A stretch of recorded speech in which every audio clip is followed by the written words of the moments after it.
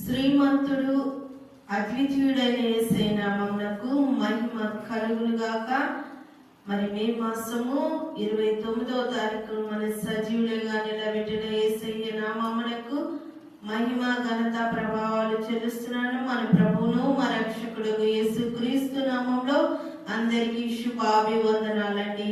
పాట పాడుకుంటూ దేవుని నామాన్ని మహిమ పరుద్దాం. హల్లెలూయా.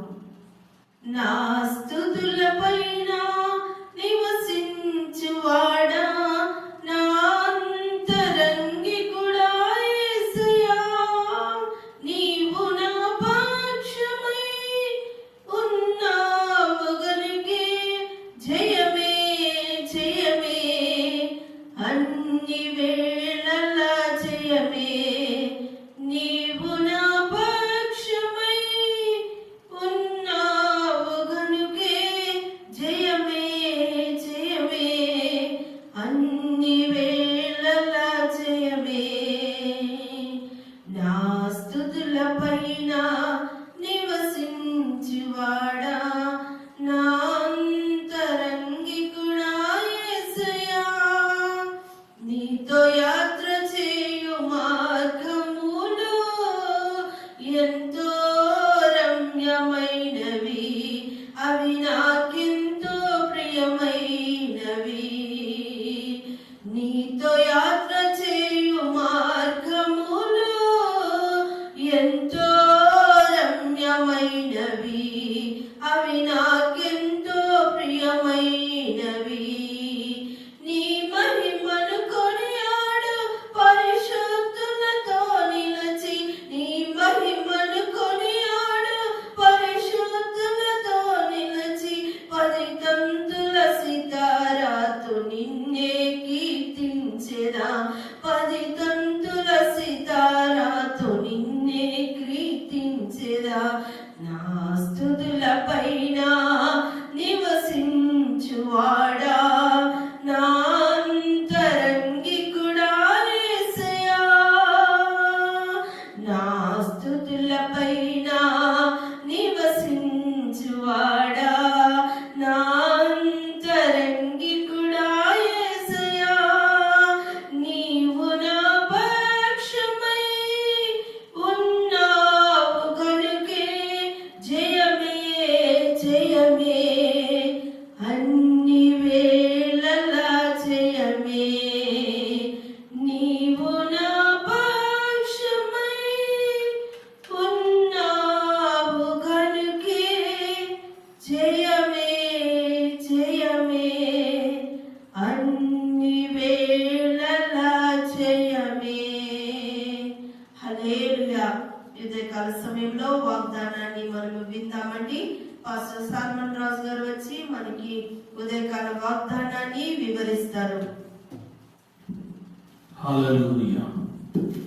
దేవుని నామము మహిమపరచబడుగాక. మరి ఈ ఉదయకాలము దేవుడు మనతో మాట్లాడుతున్న వాగ్దానమును మనము ధ్యానించుకుందాం. హెబ్రీ రాసిన పత్రిక 10వ అధ్యాయం చాలా శ్రేష్టమైన మాట 35వ వచనంలో రాస్తూ ఉన్నాడు. కాబట్టి మీ ధైర్యమును విడిచిపెట్టకుడి, దానికి ప్రతిఫలముగా గొప్ప బహుమానము కలుగును. ఆమేన్. ఎంత గొప్ప శ్రేష్టమైన మాటను హెబ్రీ సంఘానికి లేదా హెబ్రీ పత్రికలో మనము చదువుతున్నామో గమనించవచ్చు. ఇక్కడ రాయబడిన మాట మనం చదివే ముందు 30వ వచనం నుంచి 30వ వచనం కూడా చదివితే బాగుంటుంది. ఎందుకు మీరు ధైర్యాన్ని విడిచిపెట్టకూడదు అనే మాట మనము తెలుసుకోవాలి. పగ తీర్చుట నా పని, నేనే ప్రతిఫలం ఎత్తునని, మరియు ప్రభువు తన ప్రజలకు తీర్పు తీర్చునని చెప్పిన వారిని ఎరుగుదుము. ఆమె మనము చాలాసార్లు పగ తీర్చుకోవాలని, పగ ఏ విధంగా అయినా మనము జరిగించాలని ప్రయత్నం చేస్తూ ఉంటాం. ఇక్కడ అంటున్నాడు ప్రభు, నీ జీవితంలో వచ్చిన శ్రమను బట్టి, నీ జీవితంలో వచ్చిన దుఃఖమును బట్టి, బాధను బట్టి నీవు పగ తీర్చుకోవాలనుకుంటున్నావు. కానీ పగ తీర్చుట నీ పని కాదు, పగ తీర్చుట నా పని. నేను పగ తీర్చువాడను, నేనే ప్రతిఫలం ఇచ్చువాడను. ఎవరైతే అన్యాయం చేశారో, ఎవరైతే కీడు చేశారో, ఎవరైతే మోసం చేశారో, ఎవరైతే నిన్ను ఇబ్బంది పెట్టారో వారికి నువ్వు పగ తీర్చుకోవటం కాదు, నేనే పగ తీర్చుకుంటాను, అది నా పని అని దేవుడు మాట్లాడుతూ ఉన్నాడు. అందుకనే అంటున్నాడు 35వ వచనంలో, నీవు ధైర్యము తెచ్చుకో, నీకు ప్రతిఫలము నేను గొప్ప బహుమానంగా దయచేయబోతున్నాను. ఆమేన్. వా, ఈ మాట నా చదివినప్పుడు చాలా ఆశ్చర్యం కలిగింది. చూద్దాం, మనం ఈ వచనం కూడా చదువుదాం. 33వ వచనం, 32 నుంచి.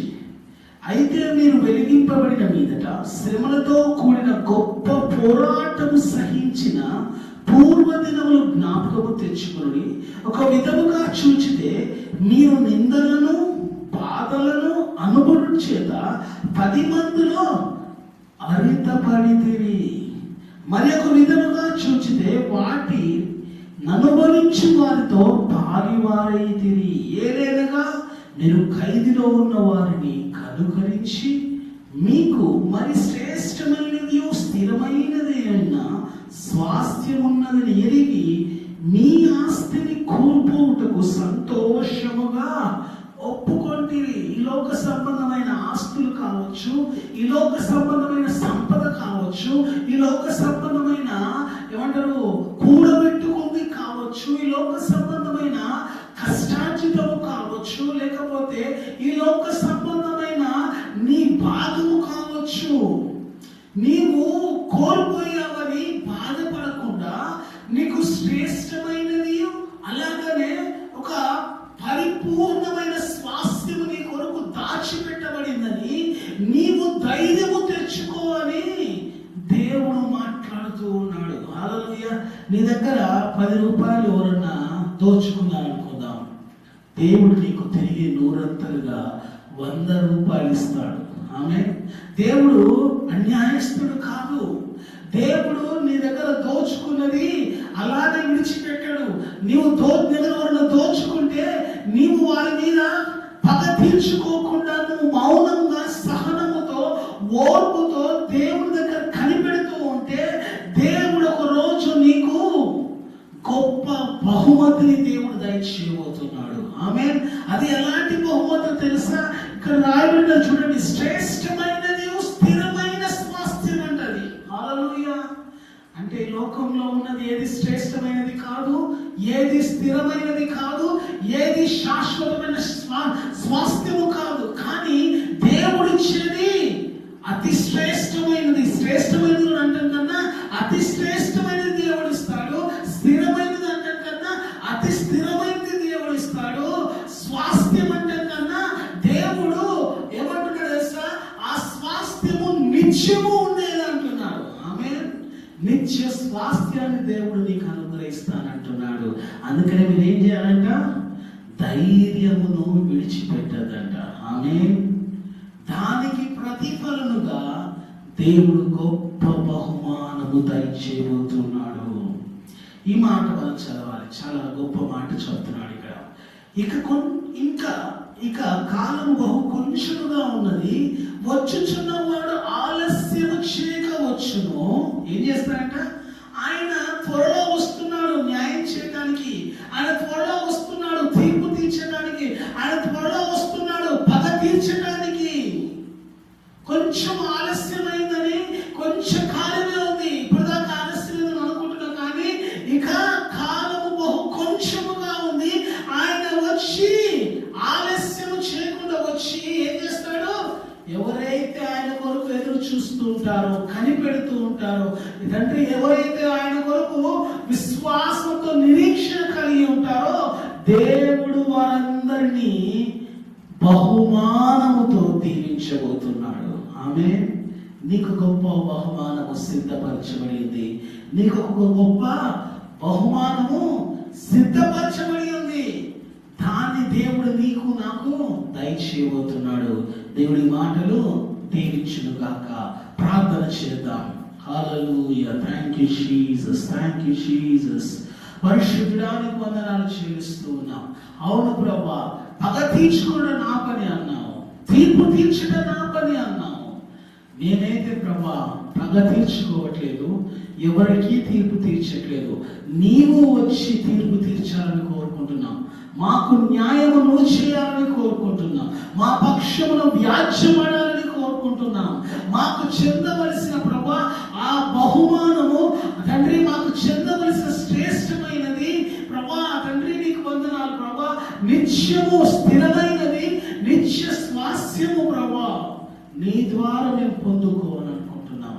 నువ్వు ఆలస్యం చేయకుండా వస్తున్నానంటున్నావు ప్రభా. నువ్వు వస్తావని ఎదురు చూస్తూ ఉన్నాం, నిరీక్షిస్తూ ఉన్నాం. మా నిరీక్షణకు ప్రభా నీవు తండ్రి త్వరలో ప్రభా గొప్ప కార్యాన్ని చేయబోతూ ఉన్నావు. మా శత్రువులందరికీ నీ తండ్రి ప్రభా తీర్పు తీర్చబోతున్నావు తండ్రి. మా తండ్రి విరోధులందరికీ ప్రభా నువ్వు పగ తీర్చబోతూ ఉన్నావు. మేము పగ తీర్చుకోవట్లేదు ప్రభా, పగ తీర్చుట నీ పని అంటున్నావు. నీవు తీర్చబోతున్నావు ప్రభా. దాన్ని బట్టి నీకు వందనాలు చెల్లిస్తూ ఉన్నాం ప్రభా. ఈ నిన్న వాక్యము ఎవరైతే ప్రభా తండ్రి కోల్పోయామనుకుంటున్నారో ప్రభా, ఈ లోకంలో ఉన్న ఆస్తులు కోల్పోయాము, ఈ లోకంలో ఉన్న ఐశ్వర్యాన్ని కోల్పోయాం, ఈ లోకంలో ఉన్న సమస్తము తండ్రి మేము కోల్పోయామని బాధపడుతున్నారో అలాంటి వారికి ధైర్యం దయచేయండి. దానికి ప్రతిగా గొప్ప బహుమానం అనుగ్రహిస్తున్నామని ఒక నమ్మకము దయచేయమని ప్రార్థన చేస్తూ ఉన్నాం.